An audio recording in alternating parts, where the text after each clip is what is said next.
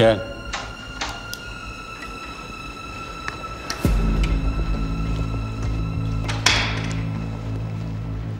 Beni çağırmışsınız. Geç şöyle.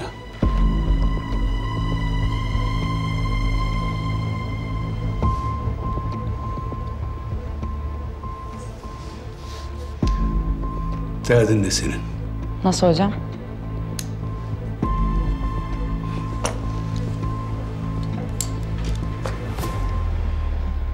Böyle önemli bir kararı kimseye danışmadan tek başına nasıl alırsın?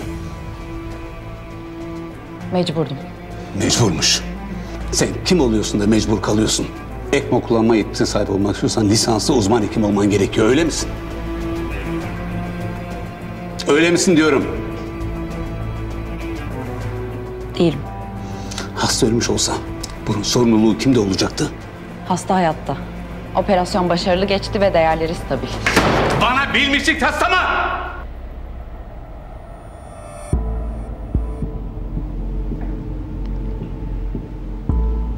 Hocam, ben hastanın hayatını kurtarmak için yapmam gerekeni yaptım. Bana mı güveniyorsun? Hayır, ne ilgisi var? Bak Leyla, sen bana en yakın dostumun emanetisin. Ama eğer bir daha böyle bir şey yapacak olursan seni kimse kurtaramaz. Anladın mı?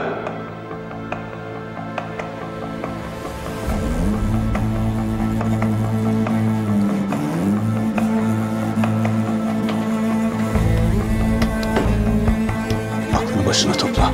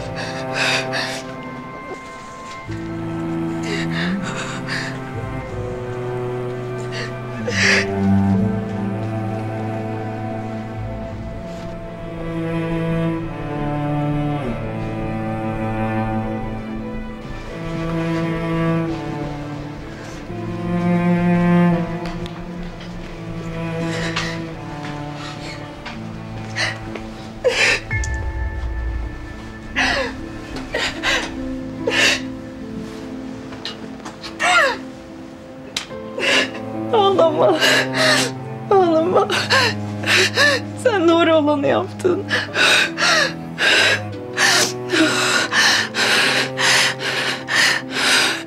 Sen bir doktorsun. Ve hastanın hayatını kurtardın. Önemli olan bu.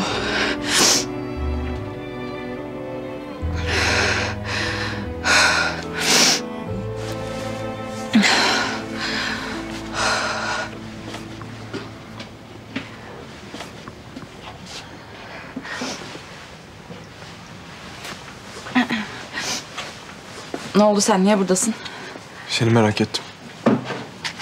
Merak edecek bir şey yok. Özür dilerim. İlk müdahaleyi düzgün yapamadım. Kalp masajını da düzgün yapamadım. Benim yüzümden ECMO kullanmak zorunda kaldın. Başın derde girdi. Önemli değil. Elinden geleni yaptın. Yani sonuçta hasta hayatta. Yapılması gerekeni yaptık. Yani ikimiz birlikte filin bir ayağını buzdolabına sokmayı başardık bence. İyi iş çıkardın intern. Aferin. Sen ne yaptın sanıyorsun? Delirdin mi? Yo. Bak, yani ne yapmaya çalıştığını bilmiyorum ama... Ben galiba sana aşık oldum.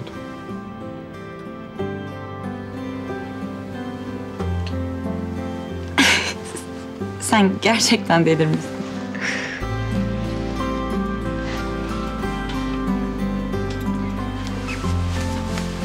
Bak, yani biz birlikte bir şeyler yaşadık. Yani birini hayata döndürdük. Ben de ilk ne zaman başladı biliyor musun? Ne zaman başladı? Sen böyle o hastanın göğsüne elini soktun. Kalbini tuttun. Kanamayı durdurdun. Ben o an sana aşık oldum.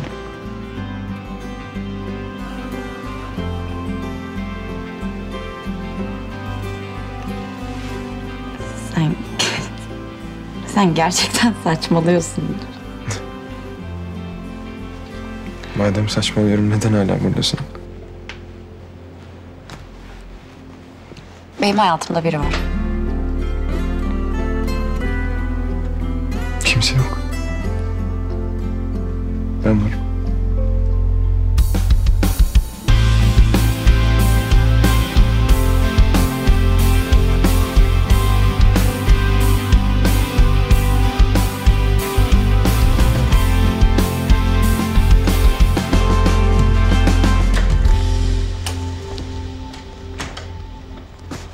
Deli mi bu nedir ya?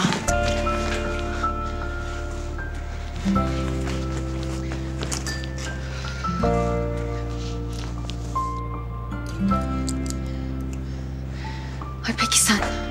Ay sana ne oluyor ya? Senin hayatında biri var ya. Hiç mi düşünmüyorsun duyulursa ne olur diye?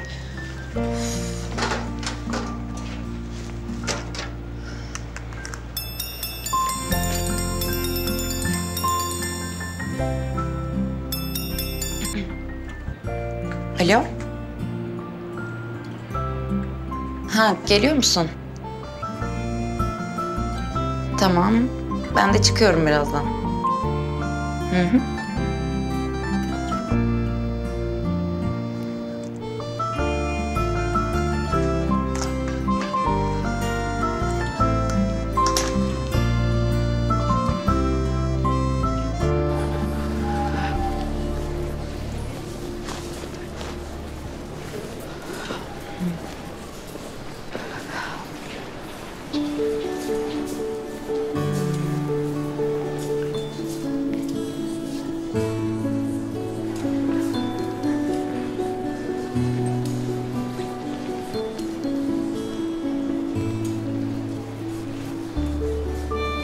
Ne oldu?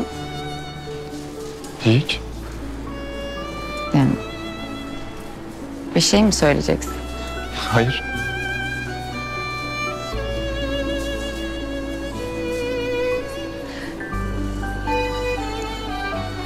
Bak demin olan şeyi ben unuttum. Senin de boş bulunduğunu düşünüyorum. Tamam mı? Boş bulunmak mı? Hı hı. Ben yaptığım ve söylediğim her şeyin arkasındayım.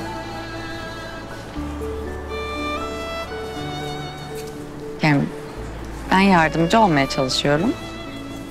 Sen hala saçmalıyorsun. Ne zaman ki bana benden hoşlanmıyormuş gibi bakarsın. O zaman söylediğim her şeyi unuturum.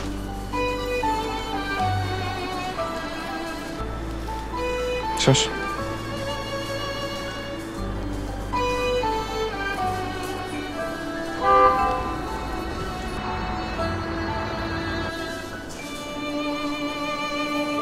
Erkek arkadaşım.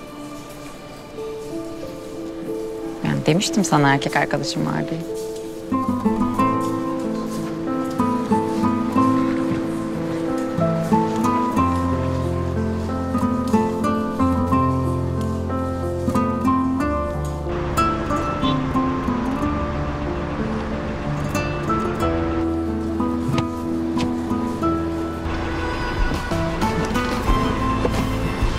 Selam. Selam. Ne güzel olmuş.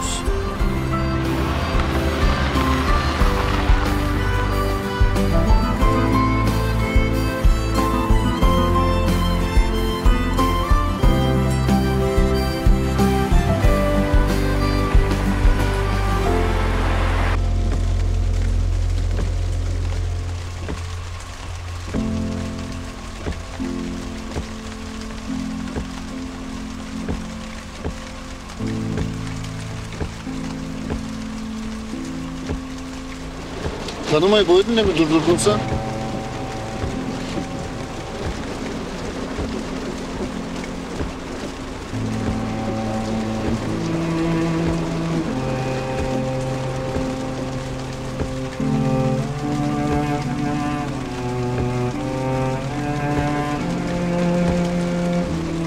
benimle evlenir misin Leyla?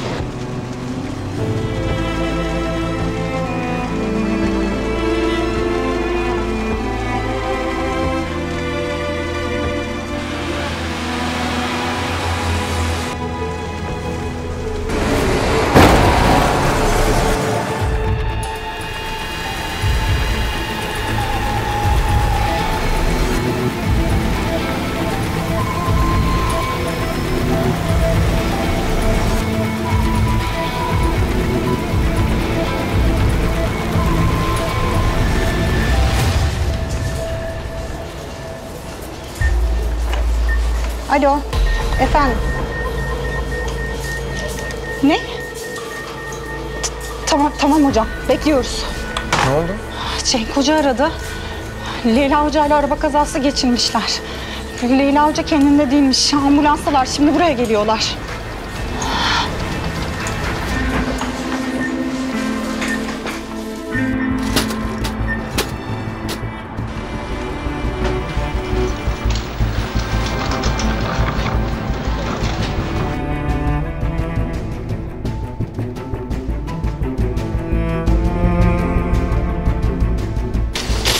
Kafa tomografisi çekin hemen. Sert durmuş olabilir. Sağ köprücük kemiğiyle bileğin röntgenini de çekin. İç kanama kontrolü için de ultrasonu hazırlayın hemen.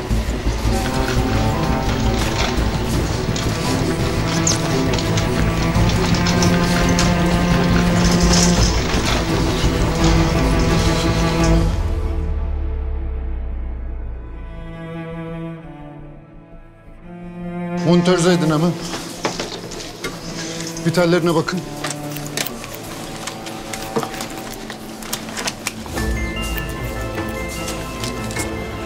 Çok değil ama hemoperitonum var. Saturasyon normal. Kolu için ortopedist çağırın hemen. Kırığı ciddi görünüyor. Sonra da ameliyathaneye hazırlasınlar. Söyleyin. Ameliyatı ben yapacağım. Hocam siz kaza geçirdiniz, şoktasınız. Ameliyat yapması için başka birini çağıracağım. Tomografi hazırlayın. Tamam hocam.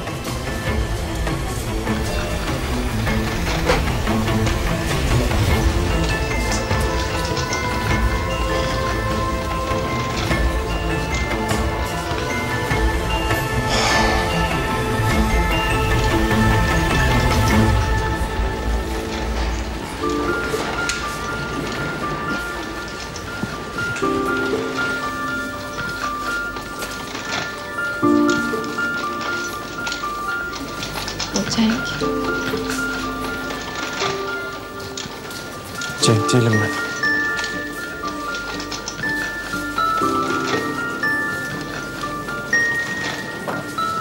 O nasıl? Gayet iyi. Burnu bile kanamamış. Kafasını çarptı kazada. Çok şiddetli çarptı. Cenk!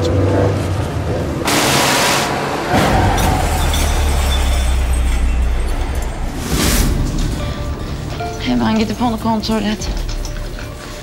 Leyla senin durumun daha acil şu an. Ben iyiyim. Ömer. Ömer lütfen. Benim için. Lütfen.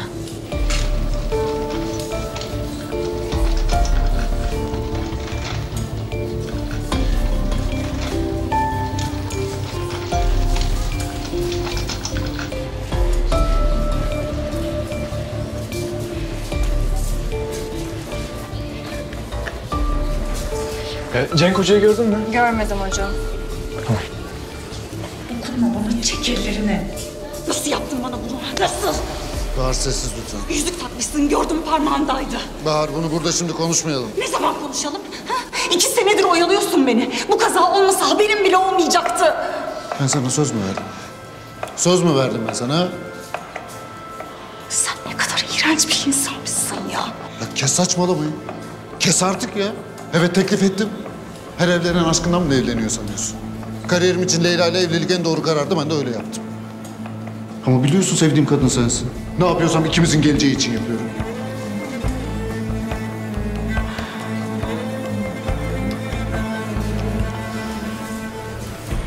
İntern dur orada. Hey! İntern! İntern dur dedim sana. İntern buraya gel.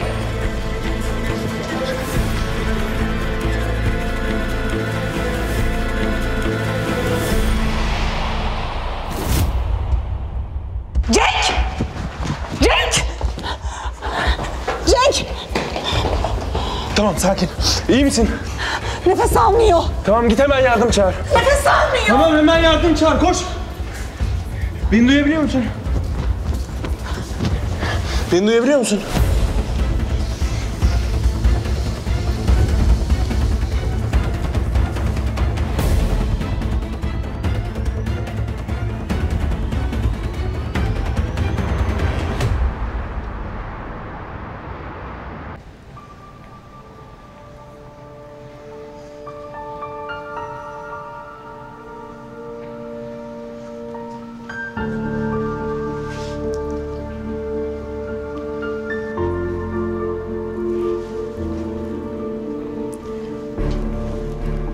Yat. Yat lütfen. Hocam Cenk nasıl? Sen önce iyileşmene bak. Hocam Cenk nasıl?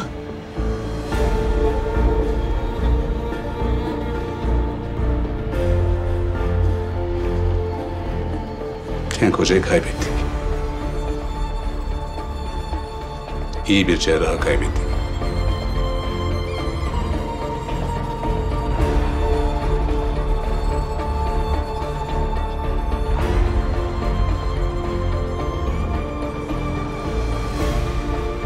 O kavşağı iyi biliyorum. Işıklandırması iyi. Kontrollü bir kavşak. Cenk de iyi bir sürücüydü. Ne oldu, nasıl oldu anlamıyorum.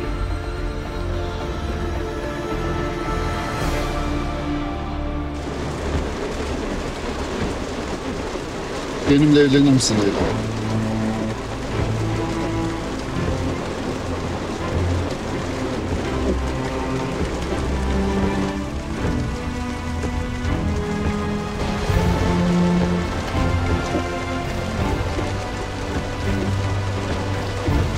Ani mi oldu? Bekleyebiliriz istersen. Yok ondan değil. Neden o zaman? Ben başka birine aşık oldum.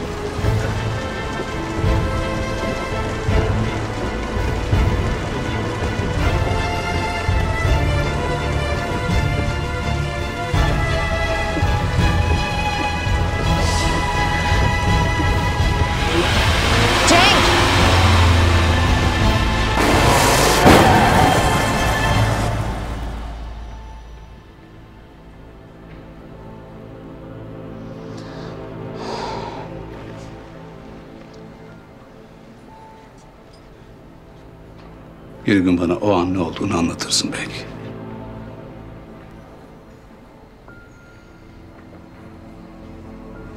Bana evlenme teklif etti.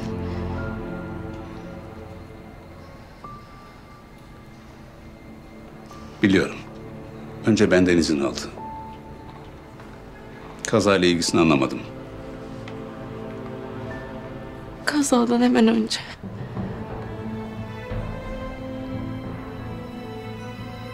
Hayır dedin. Reddettin. Neden? Neden?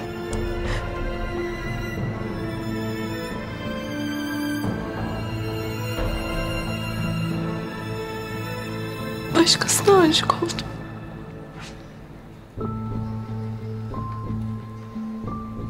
Bunu ona söyledin.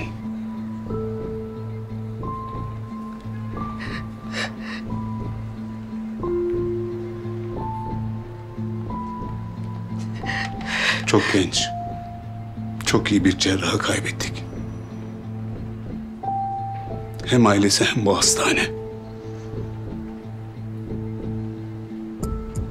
Bunun farkındasın değil mi?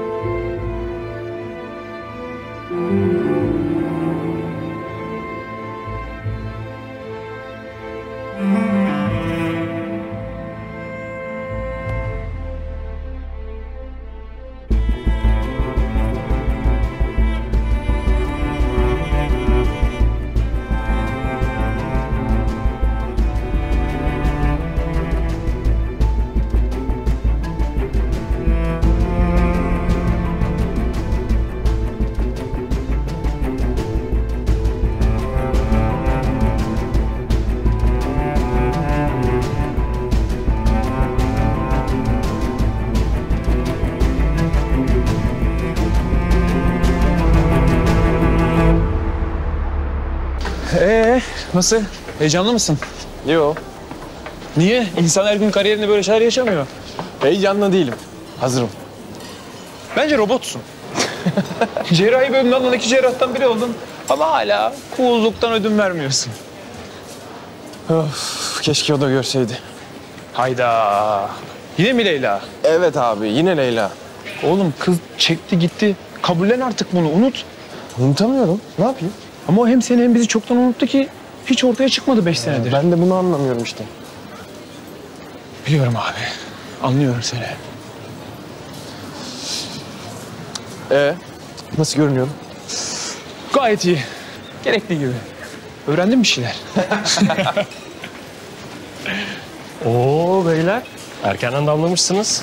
Ömer, yakıyorsun kanka. Vallahi takım elbise çok yakışmış. Yok ya, senin yanında isamemiz okunmaz. Yıllarımızı verdik. Olsun o kadar. Hadi gel beraber gidelim. Olur. Hadi bakalım. Aslı'yla bekliyoruz seni. Tamam, görüşürüz. Hastanemizin cerrahi bölümüne katılacak 2 kıymetli meslektaşımızı sizlerle tanıştırmak istiyorum. Yeterlilik sınavında Türkiye çapında en yüksek puanı alan Ömer Özen ve Sayın Başhekimimiz Yalçın Bey'in oğlu Berk Aygün.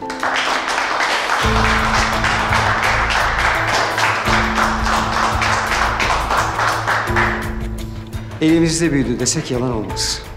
Eskilerin dediği gibi armut yine dibine düştü. Şu koridorlarda koşuşturduğun zamanları iyi hatırlıyorum. Sizlerden çok şey bekliyoruz. Aramıza hoş geldiniz.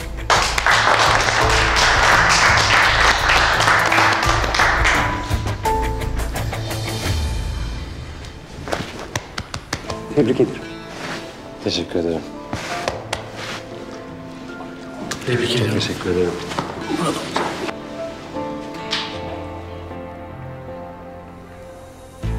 Tebrik ederim. Sağ olun. Sağ olun.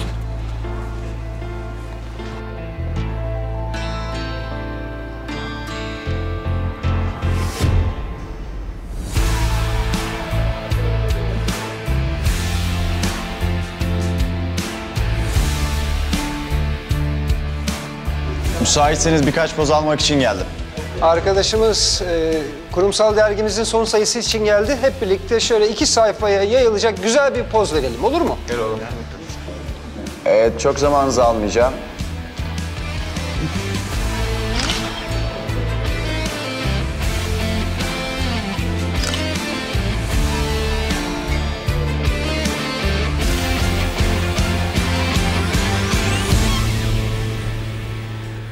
Çok normal abicim. Adam başhekimin oğlu sonuçta. Tamam da yani fotoğraf çekerken yaptıkları ne? Ya orada da Ömer biraz alıngan davranmış sanki. Yani geç kenara çektir fotoğrafını, ne olacak? Olur mu canım? Bülent Hoca'nın en azından dikkat etmesi lazım. Ben bir kahve alacağım. Bir şey içer misiniz? Sağ ol. Ha, ben de istemem, sağ ol. Baksana, çok bozuldu be. Ama haklı. Sen yıllarca çalış, çabala, emek ver, dirsek çürüt. Birinci ol, görmezden gelsinler. Bunun internallerini hatırlıyor musun? Nasıl böyle şaşkın ördek yavrusu gibi geziyordu? Ya Leyla ne eziyet çektirirdi o zamanlar çocuğa. Sen de hala onu düşünüyorsun değil mi? Her gün meraktan ölüyorum. Nereye gitti? Nerede bu kız? Niye haber yok? Ömer onu hala arıyor biliyor musun? Ama hep kapalı telefonu. Vallahi bence Ömer'in bu sevdadan vazgeçmesi lazım artık. Selam millet. Selam. Selam.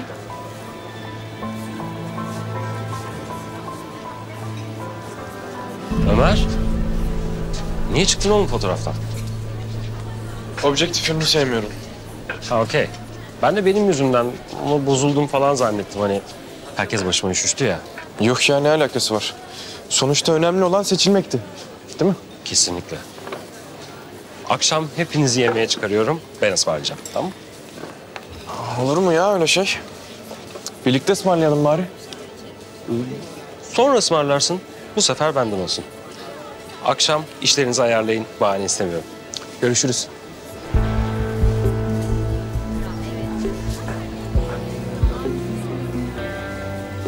O ameliyatı ben almalıyım baba. Hem hasta önemli hem ameliyat. Konuşulur camiada. Berk'cim, dosyayı biraz daha incele derim. Kurtulma şansı çok fazla olmayabilir. Haksız mıyım hocam? Gerçi bu ameliyatı yine de yapacağız. Hasta acilden giriş yaptı. Benim PR'ım için de iyi olacağını düşünüyorum. Bak Berk, ben bunca tecrübeme rağmen bu ameliyata girmem. Ben yine de hatırlatayım, hastamız acilden giriş yaptı. Zaten bu kadar nüfuslu bir iş adamını geri çeviremeyiz. Üst yönetime, hele ki kulağına giderse Erol Bey'e bunun hesabını veremeyiz. Geri çevireceğimizi kim söyledi?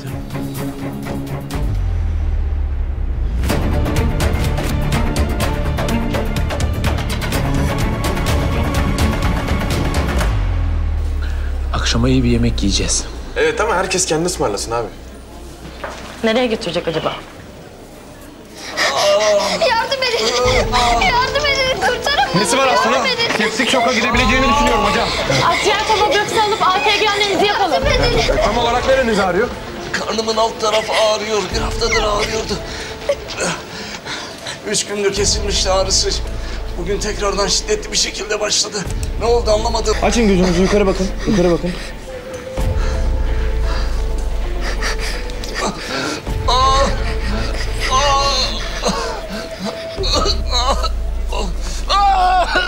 Tamam. Septik şoka girebilir. Ama akciğer kaynaklı değil. Apandisit patlamış. 3 gündür bu durumda olabilir. Acil ameliyat almamız lazım. Hastanın yakınlarına haber verin. Hadi bakayım. Kurtaracaksınız değil mi babamı? Ölmeyecek değil mi babam? Kurtaracağım merak etme. Ben ameliyat edeceğim babanı. Tamam mı? Söz. Hadi abi gidelim. Ömer hocam, Yalçın Bey sizi çağırıyor. Acil bir ameliyatım var. Çok acil dedi.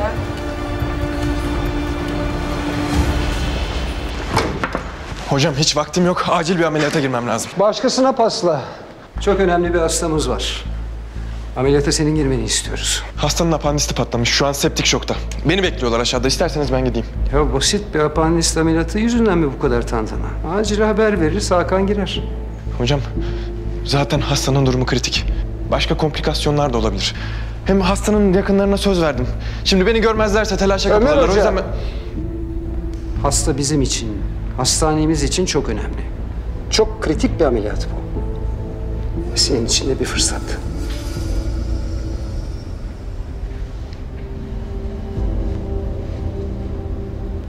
Fırsat değil bu. Siz bir günah keçisi arıyorsunuz. İşler ters giderse topun ağzında ben olacağım. Kusura bakmayın. Ben programıma devam edeceğim. Ömer, derdini biliyorum.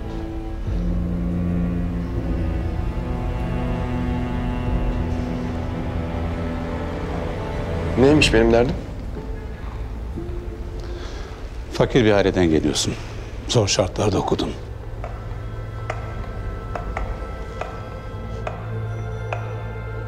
Bu hastaneye gelen herkesin dosyasını okuduğum gibi senin dosyanı da okudum.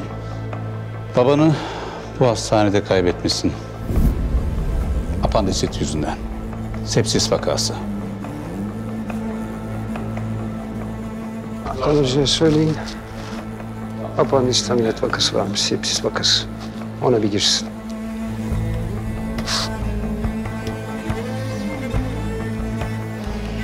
Sen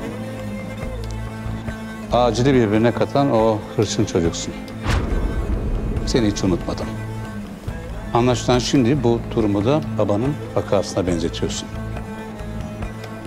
Sana bir şey söyleyeyim. Zamanı geri getiremezsin. Geçmişi değiştiremezsin. Ancak gelecek senin elinde. Bugün toplantıda çok bozuldun. Belki kimse fark etmedi, görmedi ama ben gördüm. Bora ile ikiniz birlikte seçildiniz. Ama herkes onun etrafında toplandı. Herkesin ilgisi onaydı. Neden? Senden daha iyi olduğu için mi? Öyle olmasını isterdim. Ama değil. Ona gösterilen ilginin sebebi benim. Benim şöhretim, benim kariyerim. Benim prestijim. Ona gösterilen ilgi banaydı. Sadece bu. Eğer seni birazcık olsun tanıdıysam... sen de o prestiji istiyorsun. iyi bir okula mezun olmuş olmak, iyi notlar, iyi bir maaş bunlar sana yetmez. Sen şöhreti de istiyorsun. Bunu daha seni ilk gördüğüm günden beri biliyorum. Gözlerinde gördüm. Şimdi sakın öyle bir şey yok demeye kalkışma. VIP hastamızın durumu kritik. Karaciğer kanseri. Ameliyatın başarılı olma ihtimali %30. Zor bir vaka. Spot ışıkların üzerinde istiyorsan kahraman olman lazım. Sıradan ameliyatlarla kahraman olamazsın. Gidilemeyen yere gitmen lazım. Yapılamaz deneni yapman lazım. Risk alman ve başarman lazım.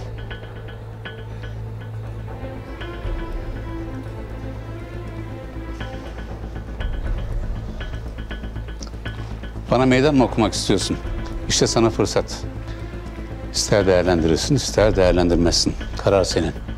Ama bir daha bugünkü gibi bir durumla karşılaşacak olursan sakın somurtup sızlanmaya kalkışma.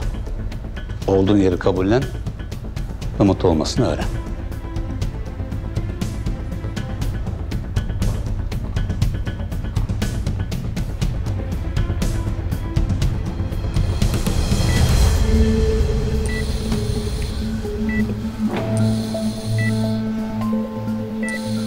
Başlıyorum. Neşter. Neşter. Karnı açıyorum. Kan basıncını kontrol et. Moskito. Moskito.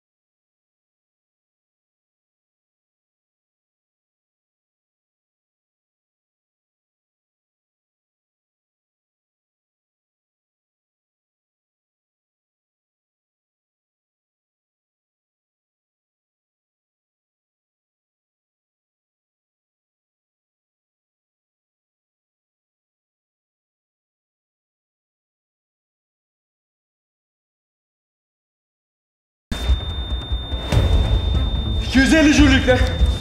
250 jür hazır. Geri çekil. 1, 2, 3. 300 jürlükle. 300 jür hazır.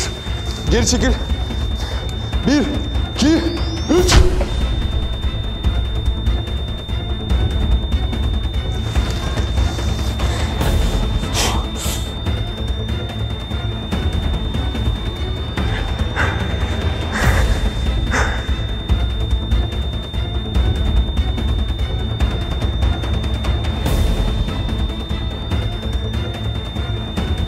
Ömer hocam bitti.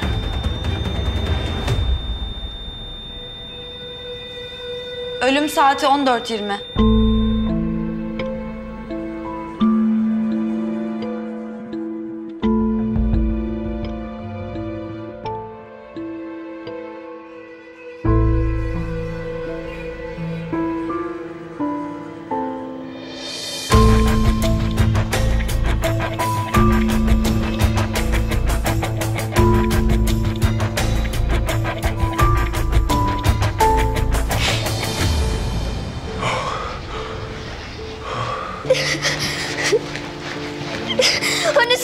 edecektin babamı. Ne oldu? Ne oldu? Ben başka bir cerrah arkadaşımı yönlendirmiştim.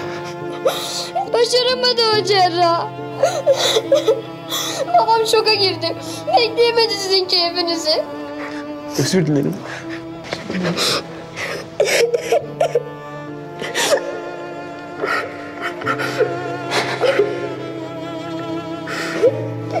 Söz vermiştin.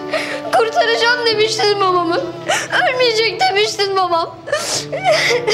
Yalancı. Yalan söyledin. Senin yüzünden öldü babam. Yalancı. Kurtaracağım demiştin. Yalancı.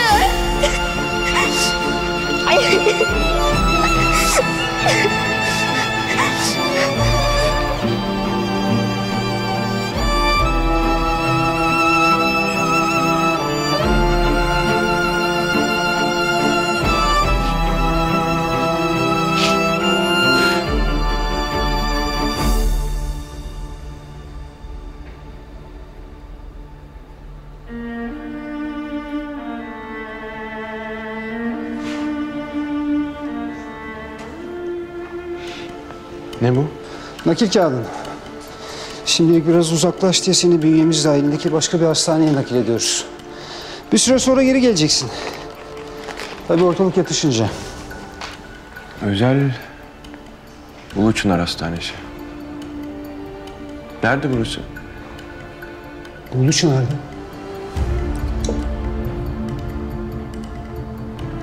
Yalçın Hoca nerede? Kendisi gelmiyor mu? Bana verecek bir tavsiyesi yok mu? Yalçın Hoca bir iş yemeğinde. Programı yoğun.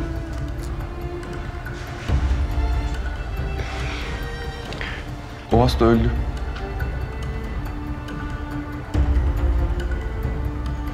Sepsis çoktaki vaka. Biliyorum. Maalesef bizim mesleğin cilveleri bunlar. Üzüldüm. Oğlu bana yalancı dedi. Efendim? Ölen hastanın oğlu bana yalancı dedi. Doktor geç kalmış. Hakan Hoca'yı yönlendirmiştim ben onlara. Acil çok yoğundu. 3 kaza üst üste geldi. Zor bir gündü. Hasta yakınıyla yüzleşmek en zoru. Ama zamanla ona da alışacaksın. Ben buna alışmayacağım. Ben bunun için doktor olmadım.